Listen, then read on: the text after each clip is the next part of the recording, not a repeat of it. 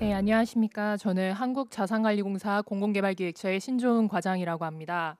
제가 오늘 말씀을 드릴 부분은 학교 복합시설 활성화를 위해서 좀 제도에 활용을 하실 수 있는 공유재산 위탁개발 제도와 사례에 대해서 소개를 해드리려고 합니다.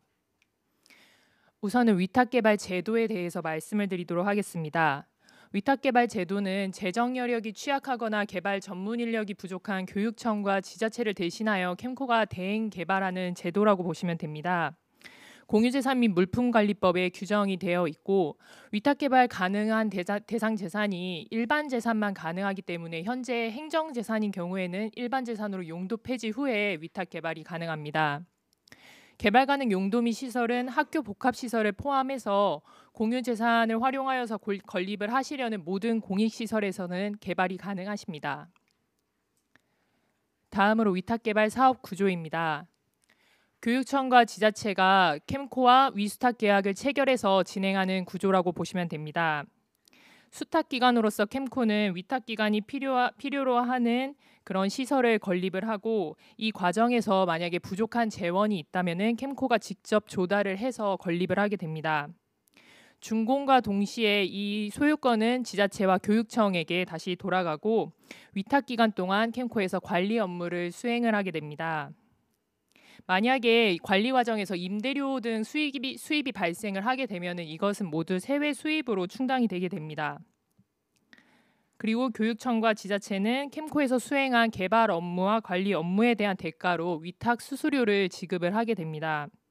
만약에 이 과정에서 캠코에서 조달한 비용이 있다면 그 개발 원리금까지 위탁 기간 동안 상환을 하시게 됩니다. 다음으로 위탁 기간 및 위탁 수수료입니다. 위탁 기간은 캠코에서 조달한 개발 원리금과 위탁 수수료를 상환하는 기간이라고 보시면 됩니다. 회수할 수 있는 시점을 감안해서 총 30년 이내에서 협의해서 결정을 하게 됩니다. 만약에 지자체나 이제 교육청에서 재정 상황을 고려해서 이 기간을 연장하거나 단축하고 싶으시다면은 그것은 충분히 이제 단축 또는 이제 연장이 가능하며 단축하게 되는 경우 중도 상환 수수료가 발생하지 않는다는 그런 장점이 있습니다. 위탁 수수료는 크게 개발 수수료와 개발 보수와 관리 수수료 이 두 가지로 보실 수 있습니다. 개발 보수는 개발 업무 수행에 따른 대가로 총 건축 원가의 4에서 5%로 책정되며 준공 후 1회만 수치를 합니다. 관리 수수료는 위탁 기간 동안 캠코에서 수행하는 자금 관리, 시설 관리, 임대 관리에 대한 그런 업무 대가라고 보시면 되고 이 가격은 총 재산가액의 0.5에서 1%. 이것은 위탁 기간 동안 이제 상환을 하시게 됩니다. 다음으로 캠코의 수행 업무입니다. 위수탁 계약 체결 이후부터 캠코에서 행정 업무를 이제 본격적으로 지원을 하게 됩니다.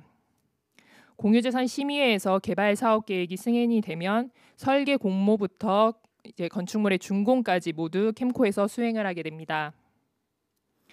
재정 사업으로 수행하실 때 이제 추진하시는 그런 행정 절차는 모두 이제 똑같이 동일하게 진행이 되고 그 중에 이제 위수탁 계약 체결과 개발 사업 계획 승인 이 두 가지 절차가 추가가 된다고 보시면 됩니다. 근데 이 두 가지 절차는 기타 이제 행정 절차와 병행해서 진행이 가능하기 때문에 이 절차로 인해서 뭐 기간이 연장되거나 그런 거는 그렇게 크게 없다고 보시면 됩니다. 그리고 각종 용역과 공사 발주 그리고 계약 업무 같은 경우에는 저희도 똑같이 수탁받아서 진행을 하는 것이기 때문에 지방계약법에 따라서 수행을 하게 됩니다. 준공 후에 사업비를 정산을 할 때는 낙찰률이 다 적용된 실제 사용된 공사비로 최종 정산하게 됩니다. 다음으로 위탁개발의 특징입니다. 크게 두 가지 이유에서 저희 위탁개발 제도를 활용을 많이 해주시는데 첫째는 이제 자금 조달입니다. 사업비에서 부족한 부분이 있으면은 캠코에서 캠코 신용을 바탕으로 저리로 조달을 하게 됩니다. 23년 10월 말 기준으로 캠코 조달 금리가 3.21%입니다.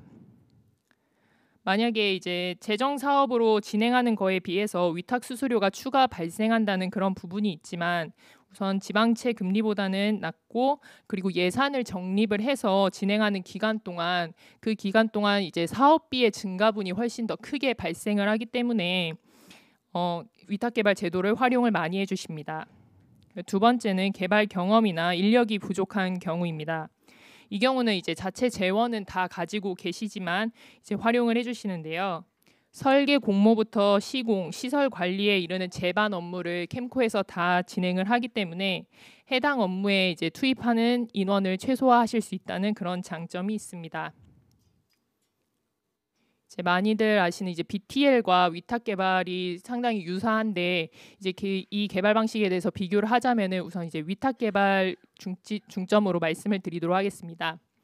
사업 주체가 BTL은 이제 민간 사업자고 위탁 개발은 교육청, 지자체가 사업 주체입니다. 다만 이제 캠코가 수탁 기관으로서 위탁 기관을 대리해서 진행을 하게 됩니다.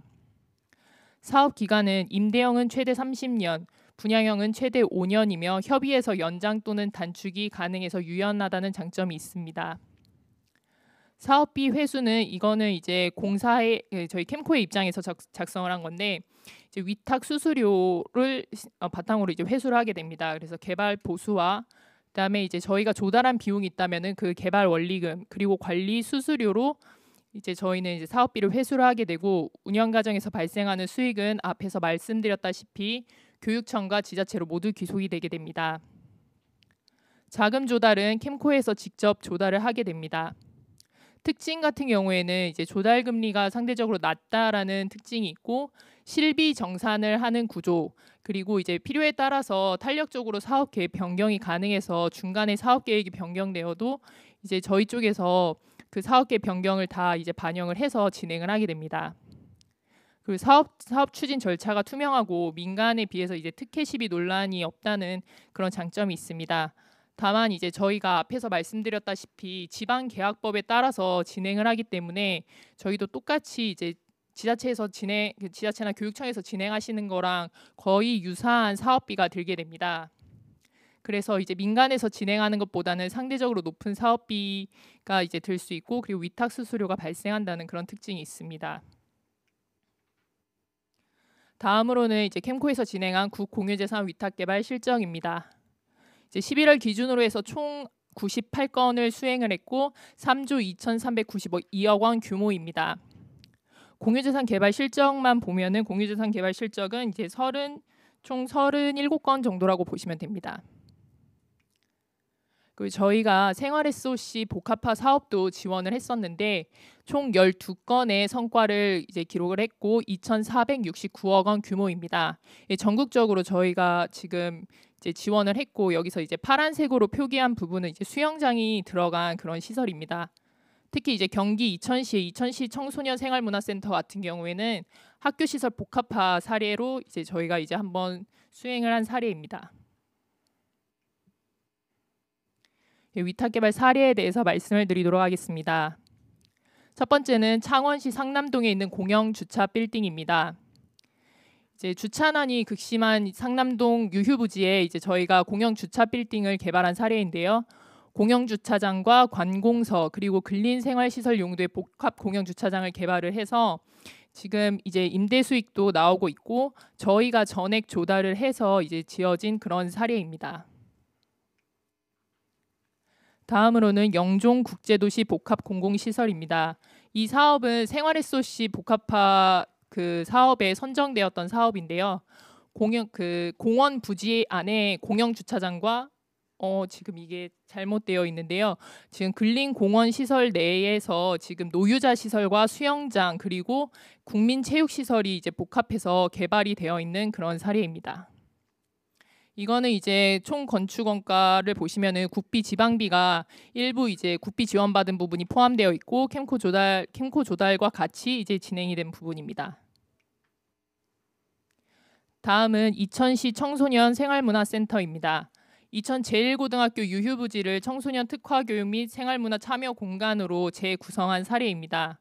이거는 모두 이제 이천시에서 재원을 조달하고 캠코는 이제 개발 업무를 수행을 하고 관리 기간도 이제 최소화해서 지금 진행을 하고 있는 그런 사업입니다. 마지막으로 이거는 학교 복합시설에 선정된 사업인데 여주역 학교 복합시설 사업입니다.